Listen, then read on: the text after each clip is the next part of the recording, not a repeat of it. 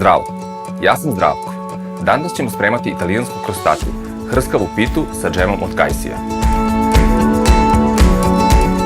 Krostata je rustični otvoreni voćni tart. To je pita kako bi vam servirale italijanske none u filmovima.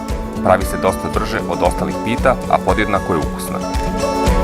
Može se praviti sa raznim vrstama džemova, a mi ćemo je danas praviti sa džemom od kajsije. Pa da počnemo. Prvo ćemo zamesiti testo za pitu. U 500 g brašna dodat ćemo pola kesice praška za pecivo, 250 g omekšalog dijamant margarina sa maslacem, 300 g kristal šećera i 3 jajeta.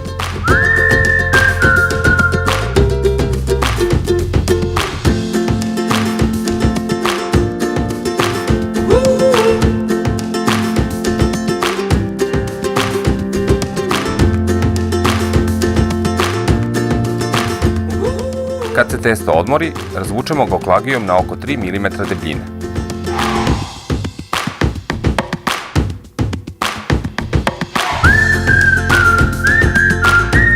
Potom testo oklagijom prebacimo u odgovarajući pleh i odsečemo ivice koje su višak i koje ćemo kasnije iskoristiti.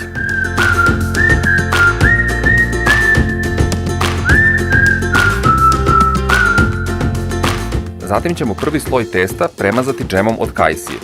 Naravno, možete koristiti drugi džem po želji. Od ostatka testa formiramo trakice za gornji deo kolača. Dodajemo trakice. Krostatu ponovo pečemo na 180 stepeni oko 30 minuta. Znamo da je gotova kada korice dobiju zlatnu boju. Ostaje još samo da pospemo šećerom u prahu.